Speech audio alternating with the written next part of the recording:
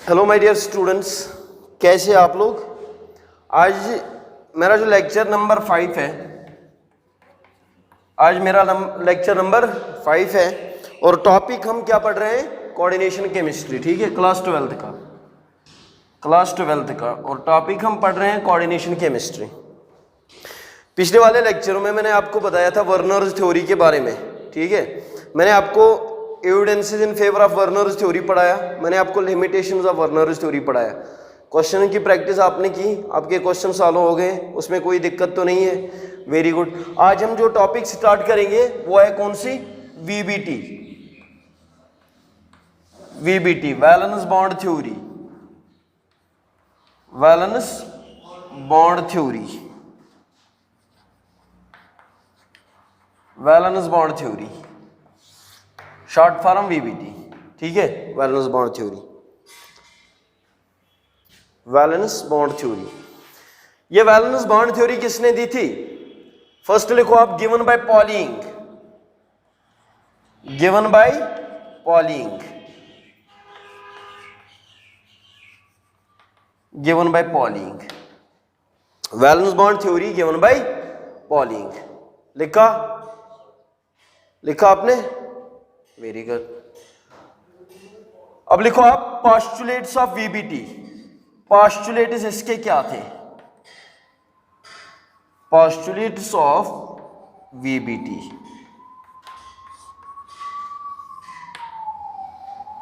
Postulates of VBT. Postulates of VBT में आप लिखोगे पहला पोस्टुलेट किसने दी थी थ्योरी, ये वीबीटी किसने दी थी? पॉलिंग ने। पोस्टुलेट्स में पहला पोस्टुलेट आप लिखोगे, इसने बोला इसमें जो लिगेंड होगा, लिगेंड जो होगा इसमें या तो ये स्ट्रांग होगा या तो ये वीक होगा। लिगेंड में भी स्ट्रांग और वीक, लिगेंड में भी स्ट्रांग और वीक। लिगेंड स्ट्रांग हो सकता है या लिगेंड वीक हो सकता है। फर्स्ट पॉइंट इसने क्या बोला, लिगेंड जो होगा, लिगेंड में भी स्ट्रांग और लिगेंड में भी वीक, लिगेंड में भी स्ट्रांग और वीक। ठीक है, ये फर्स्ट पोस्टुलेट था किसका? वीबीटी का। सेकंड पोस्टुलेट, सेकंड पोस्टुलेट इसने क्या बोला? इसने बोला metal atom should have, metal should have empty s, p, d orbital. किस लिए एम्प्टी क्यों होना चाहिए? For accommodation of electrons donated by ligands. ठीक है, तो यहां पे मैं लिखूंगा metal should have, metal should have, should have empty,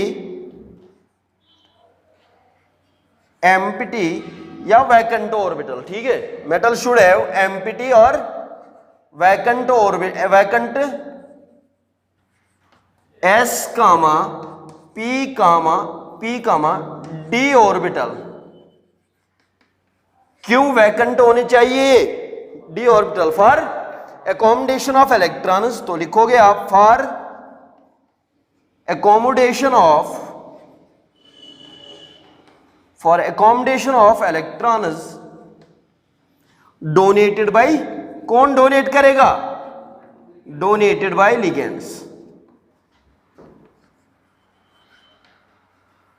donated by ligands. Simple है ना। मेटल के पास क्या होना चाहिए? मेटल के पास वैकेंट ऑर्बिटल होना चाहिए। मेटल के पास क्या होना चाहिए? वैकेंट ऑर्बिटल या एम्प्टी ऑर्बिटल होना चाहिए। किस लिए? For accommodation of electron donated bye ligand. जो इलेक्ट्रॉन, जो loan pair of electron donate करेगा कौन? लिगेंड। किस में देगा? वैकेंट ऑर्बिटल, मेटल के वैकेंट ऑर्बिटल में देगा। जब मेटल के पास वैकेंट ऑर्बिटल होगा तभी तो वो इलेक्ट्रॉन लेगा लिगेंड से। अगर मेटल में कोई वैकेंट ऑर्बिटल नहीं है तो वो इलेक्ट्रॉन नहीं लेगा, तो वो इलेक्ट्रॉन नहीं लेगा। इसलिए ये एक और पोस्टुलेट है इसमें। कौन सा पोस्टुलेट? मेटल के पास क्या होना चाहिए? मेटल के पास वैकेंट ऑर्बिटल होना चाहिए। किस लिए? For accommodation of electrons. Electron को अकोमोडेट करने के लिए। जो इलेक्ट्रॉन डोनेट करेगा कौन? जो ligands, lone pair of electron donate करते हैं, उसके लिए मेटल के पास क्या होना चाहिए? वैकेंट ऑर्बिटल या एम्प्टी ऑर्बिटल होना चाहिए। ठीक है, ये है कौन सा, सेकेंड पोस्टुलेट। थर्ड पोस्टुलेट लिखो, थर्ड वाला postulate, the appropriate number of orbitals undergo hybridization, the appropriate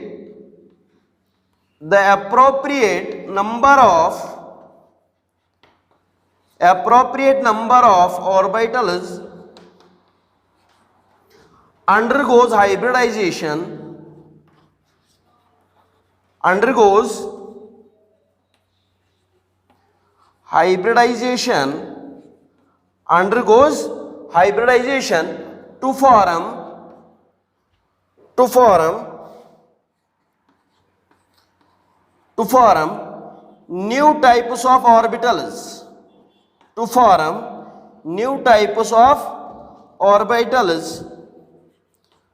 to form new types of orbitals, उनको बोलते हैं हम hybrid orbitals. To form new types of orbitals called hybrid orbitals,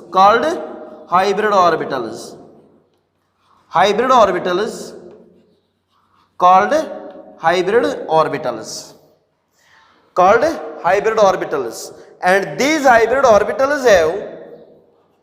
and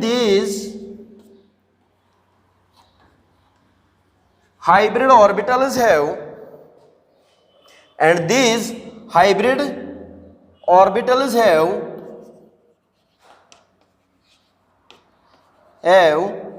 same energy and same geometry,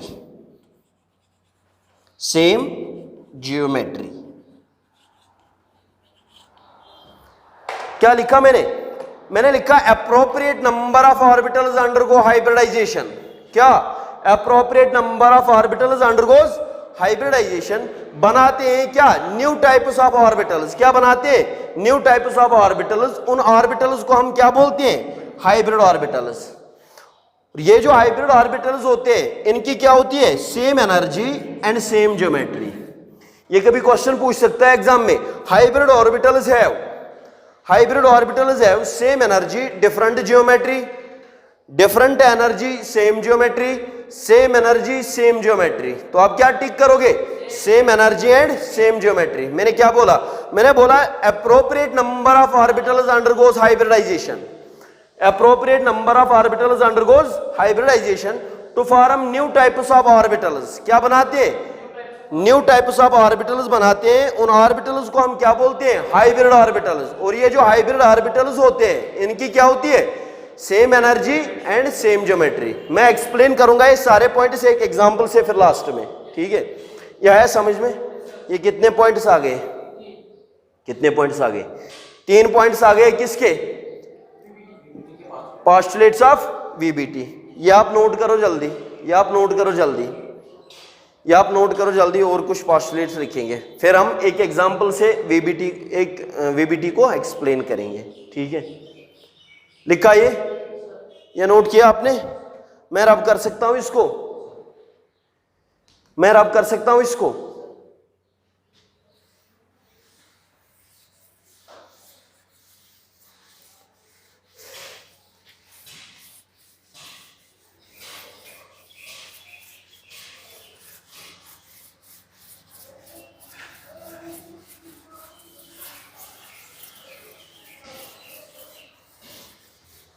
लिखो एक और postulate लिखो, postulate number fourth लिखो। The vacant orbital of metal,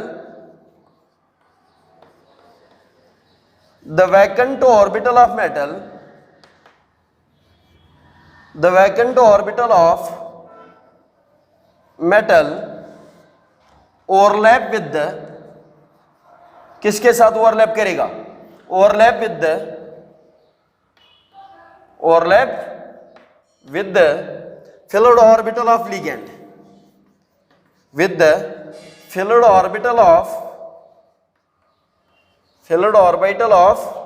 ligand, to form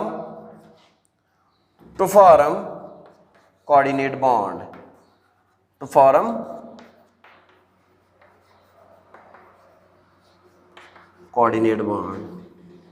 लिखा। मैंने क्या बोला, जो वैकेंट ऑर्बिटल होगा मेटल का, जो वैकेंट ऑर्बिटल होगा किसका, मेटल का, वो क्या करेगा, वो क्या करेगा, वो क्या करेगा, वैकेंट ऑर्बिटल मेटल का क्या करेगा, ओवरलैप करेगा किसके साथ, फिल्ड ऑर्बिटल ऑफ लिगेंड के साथ, किसके साथ, फिल्ड ऑर्बिटल ऑफ लिगेंड के साथ, तो फॉर्म कोऑर्डिनेट बॉन्ड। किसके साथ कोऑर्डिनेट बॉन्ड बनाता है, मेटल लिगेंड के साथ कौन सा बॉन्ड बनाता है, कोऑर्डिनेट बॉन्ड बनाता है। जब क्या करेगा, वैकेंट ऑर्बिटल किसका, मेटल का। मैंने पहला पोस्टुलेट क्या लिखवाया था, मेटल के पास क्या होना चाहिए, मेटल के पास क्या होना चाहिए, वैकेंट ऑर्बिटल होना चाहिए। किस लिए, for accommodation of electrons donated by ligands. जो इलेक्ट्रॉन डोनेट करेगा लिगेंड, उसके लिए वैकेंट ऑर्बिटल होना चाहिए किसके पास, मेटल के पास। अब देखो मैंने क्या बोला, vacant orbital of the metal, ये वैकेंट ऑर्बिटल जो मेटल का है ये किसके साथ ओवरलैप करेगा, फिल्ड ऑर्बिटल ऑफ लिगेंड के पास जो इलेक्ट्रॉन्स है इनके साथ क्या करेगा, फिल्ड ऑर्बिटल के साथ क्या करेगा, ओवरलैप करेगा। और कौन सा बॉन्ड बनाएगा, कोऑर्डिनेट बॉन्ड। ये आया समझ में, इसमें कोई दिक्कत, वेरी गुड। एक और पॉइंट नोट करो, पोस्टुलेट नोट करो, फिफ्थ वाला, फिफ्थ लिखो, for octahedral complexes, for octahedral complexes, for octahedral complexes, octahedral कौन से complexes होते हैं, जिनका कोऑर्डिनेशन नंबर कितना होगा, 6 होगा, जिनका कोऑर्डिनेशन नंबर 6 होगा। तो क्या बोला मैंने, for octahedral complexes हाइब्रिडाइजेशन में भी, हाइब्रिडाइजेशन क्या हो सकती है, हाइब्रिडाइजेशन में भी, हाइब्रिडाइजेशन में भी क्या हो सकती है, sp3d2 और d2sp3। यहां पे एक s ऑर्बिटल, 3 p ऑर्बिटल और d के 2 ऑर्बिटल, ठीक है, बनाते हैं कौन सी, sp3d2 हाइब्रिडाइजेशन। यानी कि यहां पे देखो कोऑर्डिनेशन नंबर आपका, मैंने बोला यहां पे कोऑर्डिनेशन नंबर 6 जो है किनका है, ऑक्टाहेड्रल का। तो यहां पे भी क्या होने चाहिए, 6 ऑर्बिटल्स होने चाहिए। तो क्या, s का 1 है, p के 3 और d के 2, ठीक है, यह समझ में। ऑक्टाहेड्रल कॉम्प्लेक्स में हाइब्रिडाइजेशन क्या हो सकती है, sp3d2 या d2sp3, sp3d2 या d2sp3, इसमें कोई दिक्कत नहीं है ना, वेरी गुड। जो ये sp3d2 हाइब्रिडाइजेशन है, इसमें देखो ये जो d ऑर्बिटल इन्वॉल्वमेंट हो रहा है इसमें, ये होता है आउटर वाला d ऑर्बिटल। कौन सा, आउटर वाला d ऑर्बिटल। क्या होता है, आउटर d ऑर्बिटल इन्वॉल्व होता है इसमें। कौन सा ऑर्बिटल, आउटर d ऑर्बिटल। इसलिए हम बोलते हैं इन कॉम्प्लेक्सेस को outer orbital complexes, outer orbital complexes, outer orbital complexes. क्या बोलते हैं इनको, क्या बोलते हैं इनको, आउटर ऑर्बिटल कॉम्प्लेक्सेस। जब आउटर d ऑर्बिटल इन्वॉल्व करेगा किसमें, हाइब्रिडाइजेशन में।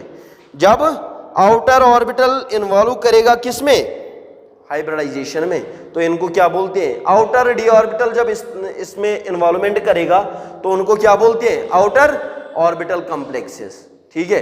जब इनर वाला d ऑर्बिटल इन्वॉल्वमेंट करेगा हाइब्रिडाइजेशन में तो इनको बोलेंगे कौन से, जब inner n-1 d orbital, inner n-1 d orbital involve करेगा, inner n-1 d orbital involve करेगा तो इनको बोलते हैं हम कौन से कॉम्प्लेक्सेस, इनर ऑर्बिटल कॉम्प्लेक्सेस। क्या बोलते हैं, इनर ऑर्बिटल कॉम्प्लेक्सेस। मैं आपको समझाऊंगा एग्जांपल भी आप टेंशन ना लें। Inner orbital complexes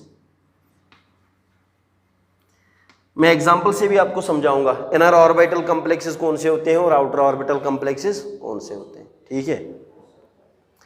may be इसमें लिगेंड जो होगा वो वीक होगा, मे बी लिगेंड कौन सा होगा, मे बी इसमें जो लिगेंड होगा कौन सा होगा, ये मे बी लिखा मैंने, मे बी लिगेंड क्या हो सकता है, weak, ligand may be weak हो सकता है, मे बी वीक हो सकता है। और यहां पे लिगेंड मे बी क्या हो सकता है, स्ट्रांग हो सकता है, स्ट्रांग लिगेंड हो सकता है, ठीक है। मे बी बोला मैंने, ठीक है। मैंने बोला जो ऑक्टाहेड्रल कॉम्प्लेक्सेस होते हैं जिनका कोऑर्डिनेशन नंबर 6 होता है, उसमें दो टाइप की हाइब्रिडाइजेशन हो सकती है। इसमें कौन कौन सी? sp3d2 और d2sp3, sp3d2 और d2sp3। ठीक है, लिखा। ये किन में? For octahedral complexes. अगर मैं टेट्राहेड्रल कॉम्प्लेक्सेस की बात करूं, टेट्राहेड्रल कॉम्प्लेक्सेस कौन से? जिनका कोऑर्डिनेशन नंबर 4 होगा। तो यहां पे लिखो इसी में, for tetrahedral complexes, for tetrahedral complexes, बोलो हाइब्रिडाइजेशन क्या क्या हो सकती है? फॉर टेट्राहेड्रल कॉम्प्लेक्सेस हाइब्रिडाइजेशन में भी, हाइब्रिडाइजेशन इज, हाइब्रिडाइजेशन में भी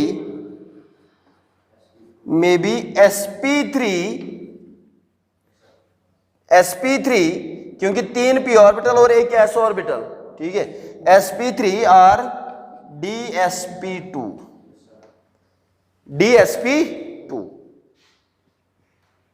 फॉर टेट्राहेड्रल कॉम्प्लेक्सेस हाइब्रिडाइजेशन में भी क्या हो सकती है?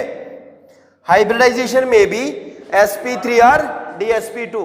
फॉर टेट्राहेड्रल कॉम्प्लेक्सेस हाइब्रिडाइजेशन में भी sp3 और dsp2। ऑक्टाहेड्रल में कौन सी हाइब्रिडाइजेशन हो सकती है? sp3d2 और d2sp3। टेट्राहेड्रल में क्या हो सकता है? sp3 और dsp2, sp3 और dsp2। टेट्राहेड्रल में ये दो टाइप ऑफ हाइब्रिडाइजेशन हो सकती है। ठीक है, लिखा? ये लिखा आपने? मैं रब कर सकता हूं इसको? मैं रब करूं? ओके, आपने नोट किया इसको? ये पोस्टुलेट्स आपने नोट किए? मैं रब करूं फिर?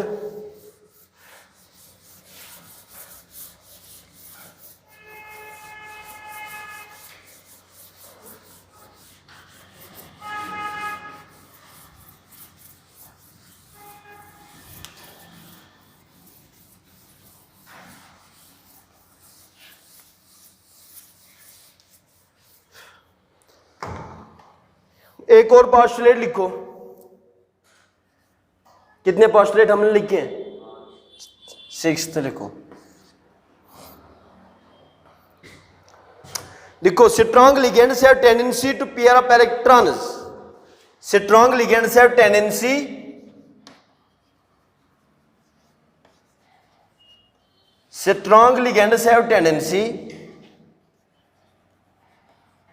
strong ligands have tendency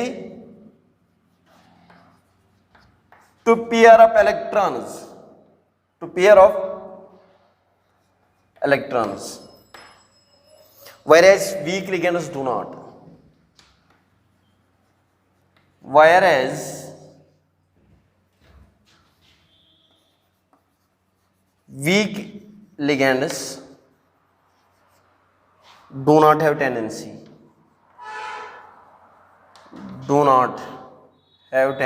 to pair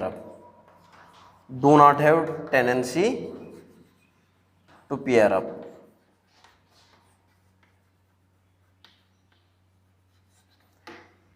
मतलब क्या इसका? मतलब साफ है। इसने बोला कि अगर लिगेंड स्ट्रांग होगा, अगर लिगेंड क्या होगा? स्ट्रांग होगा, तो इलेक्ट्रॉन जो होंगे वो पेयरिंग करेंगे। क्या करेंगे? पेयरिंग करेंगे। अगर लिगेंड वीक होगा तो इलेक्ट्रॉन्स पेयरिंग नहीं करेंगे। मैं एग्जांपल से समझाऊंगा आपको ये सारे के सारे पोस्टुलेट्स। क्या लिखा इसने? Strong ligands have tendency to pair up electrons. जब स्ट्रांग लिगेंड प्रेजेंट होगा तो इलेक्ट्रॉन्स की क्या होगी? पेयरिंग होगी। अगर लिगेंड वीक होगा तो इलेक्ट्रॉन्स की पेयरिंग नहीं होगी। आया समझ में क्या बोल रहा है ये? अगर स्ट्रांग लिगेंड होगा तो क्या होगी? पेयरिंग होगी। अगर लिगेंड, मैंने पहला पोस्टुलेट क्या बोला? लिगेंड में भी स्ट्रांगर वीक। अगर लिगेंड स्ट्रांग होगा तब क्या होगी? पेयरिंग। अगर वीक लिगेंड होगा तो क्या? ये पेयरिंग नहीं करेगा, डज नॉट पेयर। ठीक है, डज नॉट पेयर। लिखो, एक और पोस्टुलेट लिखो।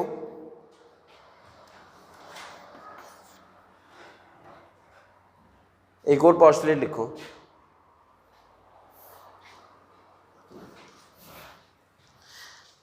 complexes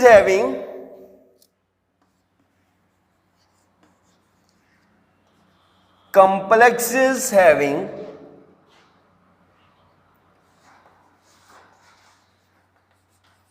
unpaired electrons are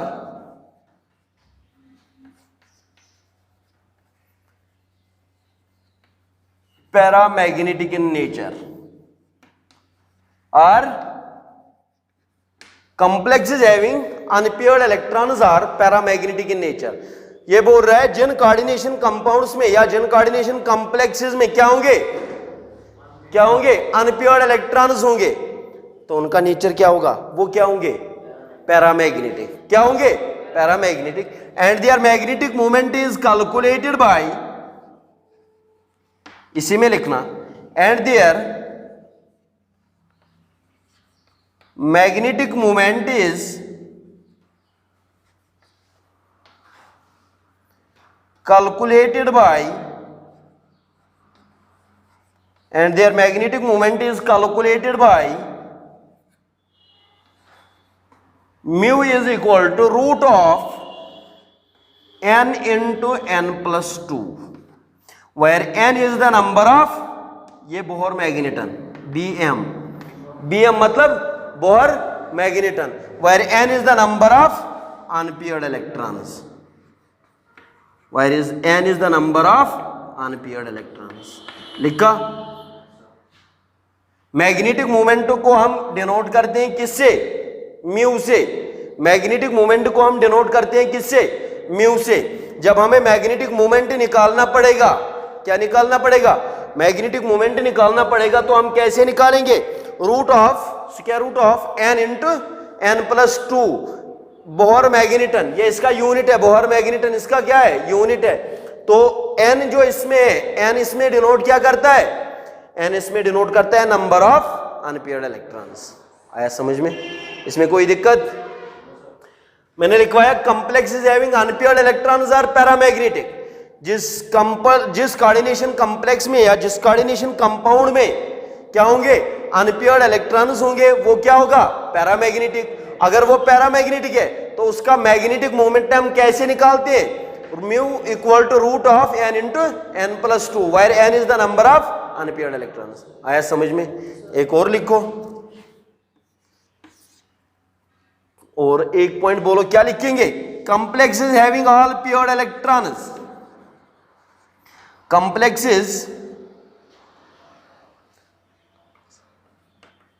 complexes having all paired electrons, all paired electrons, क्या होगा, all paired electrons, जब सारे के सारे क्या होंगे, paired होंगे, तो क्या होगा, are diamagnetic in nature। ये क्या होगा, ये होगा diamagnetic in nature, and their magnetic moment is, and their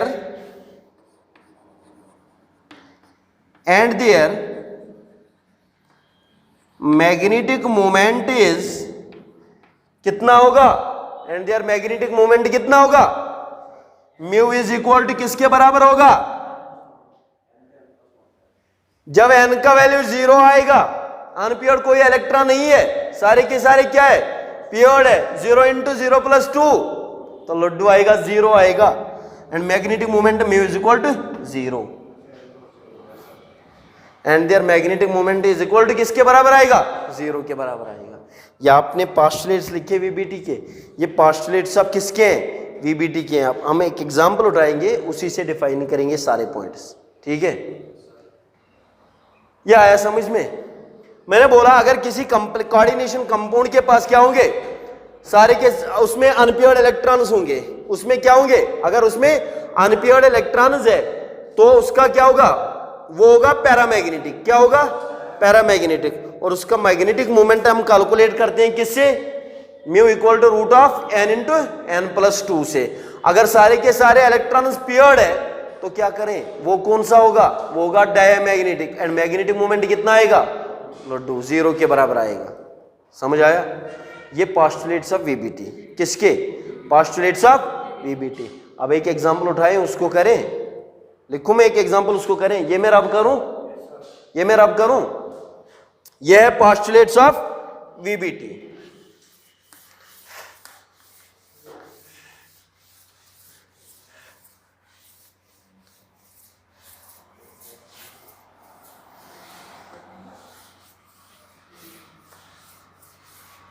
हमने पहले ही दिन एक एग्जाम्पल ली थी, आज भी वही एग्जाम्पल लेंगे।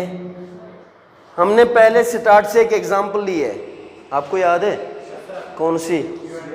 वेरी गुड, उसी को उठाते हैं, उसी को उठा लो।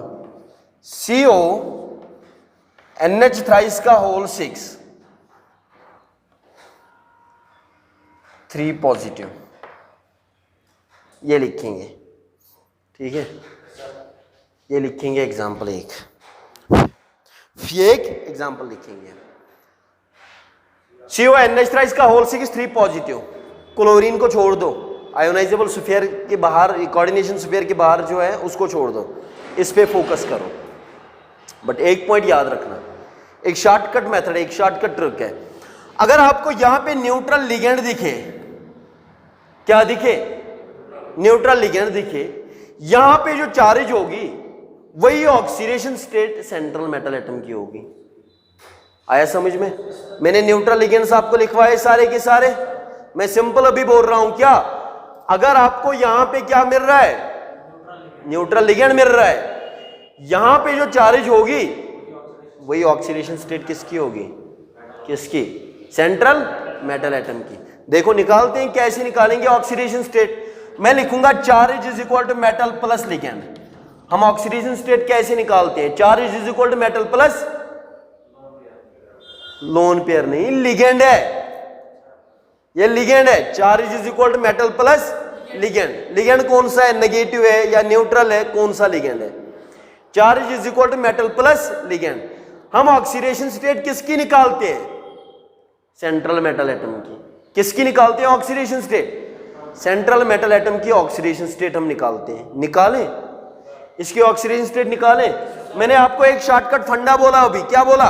मैंने बोला अगर यहां पे न्यूट्रल लिगेंड है, यहां पे जो आपको चार्ज दिख रही है वही ऑक्सीडेशन स्टेट किसकी होगी? सेंट्रल मेटल एटम की होगी। निकालेंगे इसको, कैसे निकालेंगे? मैंने बोला हम ऑक्सीडेशन स्टेट कैसे निकालते हैं? Charge is equal to metal plus ligand, coordination compounds में हम ऐसे ऑक्सीडेशन स्टेट निकालेंगे। Charge is equal to metal plus ligand. अच्छा मुझे बोला चार्ज कितनी? चार्ज कितनी? चार्ज कितनी? +3। Very good, +3 is equal to metal की क्या करूं? मेटल की निकालनी है तो let it be X। Metal की निकालनी है, let it be X। Ligand कौन सा है? न्यूट्रल है, तो इसका क्या आएगा? 0 आएगा ना। कितने हैं? 6। ये लिखो, ठीक है। तो मैं लिख सकता हूं +3 is equal to X + 0। X + 0 × 6 क्या हुआ? 0। तो X किसके बराबर आएगा? X किसके बराबर आएगा? +3 के बराबर आएगा कि नहीं आएगा? यानी कि मेटल की ऑक्सीडेशन स्टेट कितनी होगी? +3। याद रखो, मेटल की ऑक्सीडेशन स्टेट कितनी होगी? इसलिए मैंने सिंपल फंडा भी बोला था, जब यहां पे न्यूट्रल लिगेंड होगा, यहां पे जो चार्ज होगी वही ऑक्सीडेशन स्टेट किसकी होगी? सेंट्रल मेटल एटम की। तो यहां पे सेंट्रल मेटल एटम की ऑक्सीडेशन स्टेट क्या निकली? +3। तो मैं इसको ऐसे लिख सकता हूं CO3 पॉजिटिव। ये लिख सकता हूं मैं, ये लिख सकता हूं मैं, बोलो जी, ये लिखूं CO3 पॉजिटिव, ये लिख सकता हूं ना? जरा मुझे बोलो, पहले मैं यहां पे लिखूंगा कोबाल्ट CO। कोबाल्ट का एटॉमिक नंबर कितना है? 27 है। कितना है? 27। कोबाल्ट का एटॉमिक नंबर कितना? 27। कितना है इसका? 27। अगर हम कॉन्फ़िगरेशन लिखें इसकी, तो कॉन्फ़िगरेशन क्या आएगी? जरा बोलो, कॉन्फ़िगरेशन क्या आएगी? सिंपल, लास्ट में कॉन्फ़िगरेशन क्या आएगी? 3d7 4s2 s 4s3 कहां से आएगा? 4s3। s में 2 ही इलेक्ट्रॉन अकोमोडेट होते हैं, s में 2 ही इलेक्ट्रॉन अकोमोडेट होते हैं, 3 नहीं होंगे इसमें। तो आएगी कॉन्फ़िगरेशन 3d7 4s2। यह है समझ में? 3d7 4s2। ये किसकी कॉन्फ़िगरेशन है? अगर मैं CO3 पॉजिटिव की कॉन्फ़िगरेशन लिखूं तो क्या आएगी? कितने इलेक्ट्रॉन लॉस किए? तो ये 2 हो जाएंगे, इसमें से एक जाएगा, तो ये क्या बनेगा 3d6। इसमें कोई दिक्कत, इसमें कोई दिक्कत तो नहीं है ना? आगे चले, आगे चले, वेरी गुड। यानी कि 3d6 है ये, क्या है 3d6। मैं यहां पे d ऑर्बिटल पहले बनाऊंगा। d में कितने ऑर्बिटल होते हैं जल्दी बोलो? d में कितने ऑर्बिटल होते हैं? 5 होते हैं। ये मैंने लिखा 3d। d में कितने ऑर्बिटल होते हैं? 5 होते हैं। कौन कौन सा? dxy, dyz, dzx, dx square y square and dz square. ये d ऑर्बिटल्स, इनकी शेप्स भी पढ़वानी है आपको, मैं पढ़ाऊंगा, वो भी टेंशन ना ले आप, अच्छे से पढ़ाऊंगा। ये है कौन सा ऑर्बिटल? 3d orbital. उसके बाद सॉरी 4s, ये वाला कौन सा? 4s। उसके बाद p में कितने ऑर्बिटल? 3। कौन कौन सा? px, py, pz। उसके बाद लास्ट में क्या लिखेंगे?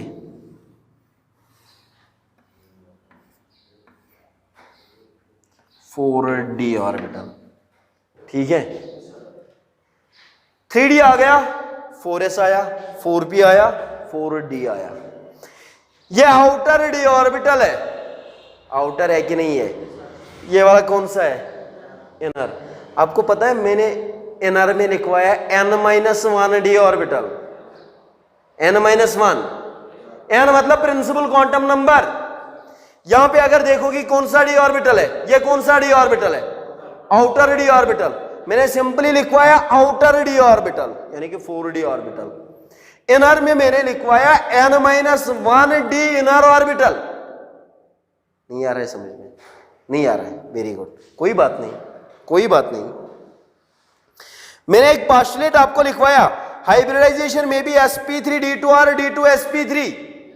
अगर हाइब्रिडाइजेशन sp3d2 आ गई तो मतलब है उसका आउटर d ऑर्बिटल इस्तेमाल हो रहा है।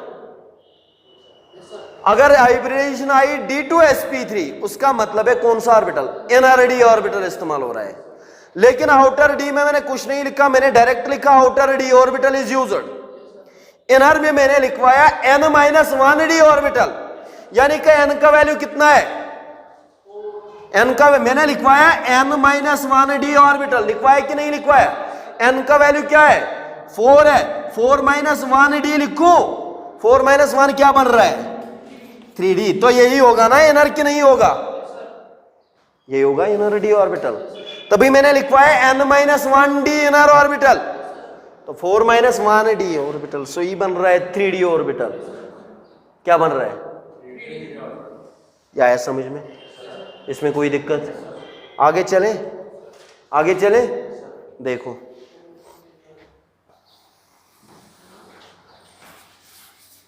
देखो, अरे देख मेरी तरफ देखो, मेरी तरफ देखो। डी में कितने इलेक्ट्रॉन है? डी में कितने इलेक्ट्रॉन है? पूछो तो जैसे ही, डी में कितने इलेक्ट्रॉन है? 6 इलेक्ट्रॉन है ना। तो मैं पहले लिखूं ऐसे, पहले सिंगली फिल्ड करूं। क्यों? क्योंकि हंड्स रूल है। क्या है? When electrons goes into PDF orbital, first they go singly with parallel spin, then pairing takes place with opposite spin. 11th में आपने पढ़ा है, कोई बात नहीं, उस टाइम भी लॉकडाउन हुआ था, कोई बात नहीं, आपने उस दिन भी नहीं पढ़ा, लेकिन अभी सुन लो।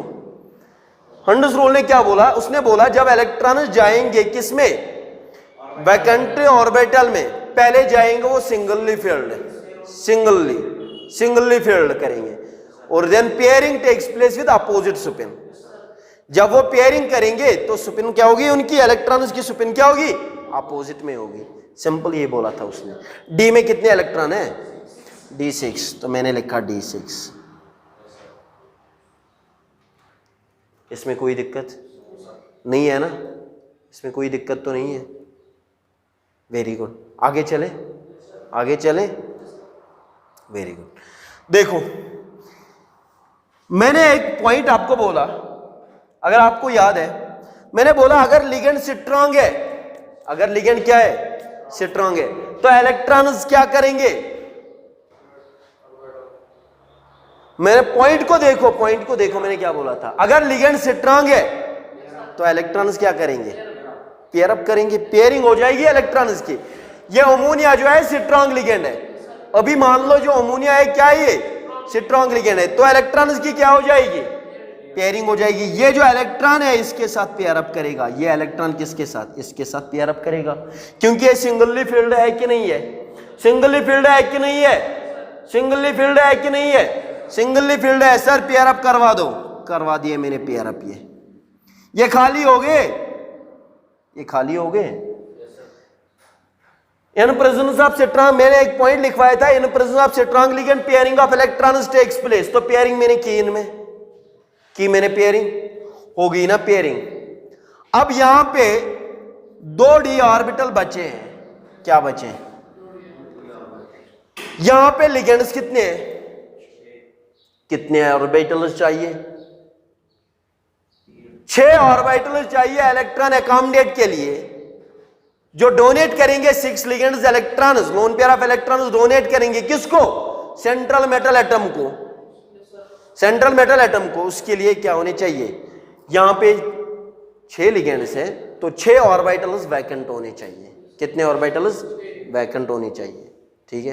पहला पॉइंट को याद करो, metal should have empty orbital या वैकेंट ऑर्बिटल, किस लिए, for accommodation of electron donated bye ligand.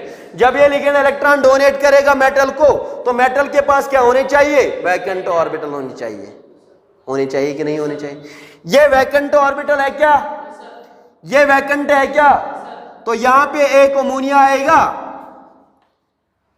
यहां पे एक अमोनिया आएगा, कितने आ गए, 2 आ गए, है कितने, 6 है ना, तो 2 आ गए, यहां पे एक आएगा अमोनिया, कितने आ गए, 3, यहां पे एक आएगा, कितने आ गए, 4, यहां पे एक आएगा, कितने, 5, और यहां पे एक आएगा, कितने हो गए, कितने हो गए, इसमें तो नहीं जाएगा ना, क्यों, यहीं तक आ गए हमें 6 ऑर्बिटल्स वैकेंट ऑर्बिटल, तो 6 अमोनिया 6 वैकेंट ऑर्बिटल में इलेक्ट्रॉन देंगे, देखेंगे कि नहीं, क्योंकि मैंने बोला मेटल के पास क्या होना चाहिए, वैकेंट ऑर्बिटल होना चाहिए, किसके लिए, for accommodation of electrons donated by ligands. जो electron donate, lone pair of electrons donate करता है, जो ligands lone pair of electrons donate करता है किसको, मेटल को, तो मेटल के पास क्या होने चाहिए, खाली ऑर्बिटल होने चाहिए, वैकेंट ऑर्बिटल होने चाहिए। कितने लिगेंड्स है, तो कितने ऑर्बिटल्स होने चाहिए, 6 वैकेंट ऑर्बिटल्स होने चाहिए। तो देखो मैंने यहाँ पे इलेक्ट्रॉन अकोमोडेट दिए इसने, अमोनिया ने यहाँ पे इलेक्ट्रॉन दिए, इस वाले अमोनिया ने इसने दिए, यहाँ पे दिए, यहाँ पे, यहाँ पे, यहाँ पे दे दिए, दिए कि नहीं दिए। डी के कितने ऑर्बिटल इन्वॉल्व हुए, डी के कितने ऑर्बिटल इन्वॉल्व हुए, 2, तो मैं लिखूंगा यहाँ पे डी के 2, D2, क्या लिखूं, एस का 1, तो मैं लिखूंगा एस। पी के कितने इन्वॉल्व हो गए, पी के इन्वॉल्व कितने हो गए, 3, तो क्या लिखूं, P3, तो हाइब्रिडाइजेशन क्या बनी, सिंपल है ना, सिंपल है ना, समझ में आ रहा है। हाइब्रिडाइजेशन क्या आएगी, हाइब्रिडाइजेशन क्या आएगी, D2sp3, या है समझ में, इसमें कोई दिक्कत नहीं है ना, कोई दिक्कत नहीं है ना। जरा मुझे बोलो, इसमें आउटर डी ऑर्बिटल इस्तेमाल हुआ, आउटर डी ऑर्बिटल इस्तेमाल हुआ कि इनर वाला डी ऑर्बिटल इस्तेमाल हुआ, तो क्या बोलूं, ये कौन सा कॉम्प्लेक्स होगा। तो मैं यहां पे क्वेश्चंस भी कर सकता हूं ना, जरा देखो, जरा देखो। पहला क्वेश्चन, हाइब्रिडाइजेशन इसकी, हाइब्रिडाइजेशन क्या आएगी, जरा बोलो। पहला क्वेश्चन, हाइब्रिडाइजेशन क्या आएगी, D2sp3।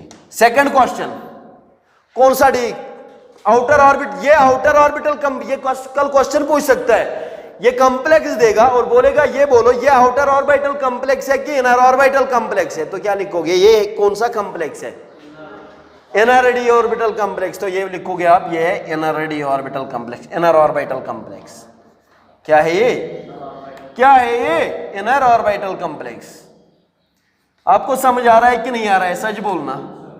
इनर ऑर्बिटल कॉम्प्लेक्स है कि नहीं?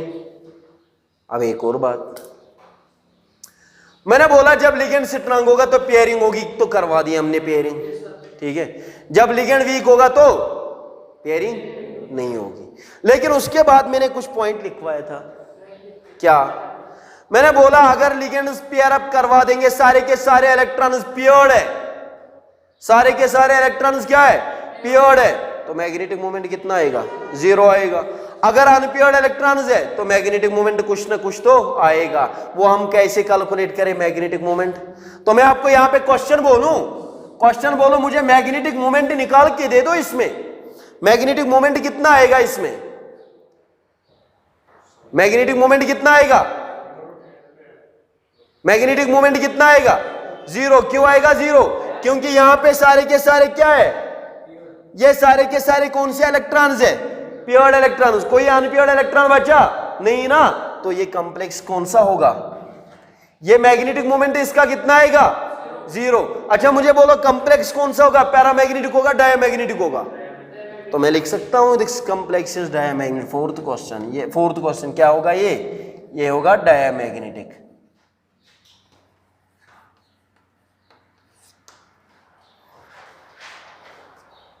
क्या आया समझ में? तो ये 4 क्वेश्चंस बने इसमें। तो कल कोई क्वेश्चन बता सकता है आपको?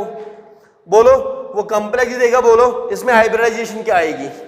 sp3d2 आएगी या d2sp3 आएगी? एक क्वेश्चन होगा। दूसरा कर सकता है आपको, इनर ऑर्बिटल कॉम्प्लेक्स है या आउटर ऑर्बिटल कॉम्प्लेक्स है? आप कर सकते हो। तीसरा क्वेश्चन बोल सकता है मैग्नेटिक मोमेंट बता दो। फोर्थ बोल सकता है ये बोलो पैरामैग्नेटिक है या डायमैग्नेटिक है। आप आराम से कर सकते हो ना, इसमें कोई दिक्कत तो नहीं होगी ना? आप आराम से क्वेश्चंस कर सकते हो इसमें कोई दिक्कत तो नहीं होगी कि नहीं होगी? कल हम इसमें क्वेश्चंस करेंगे। कम वीबीटी पे हम क्या करेंगे? कल हम वीबीटी पे क्या करेंगे? क्वेश्चंस करेंगे।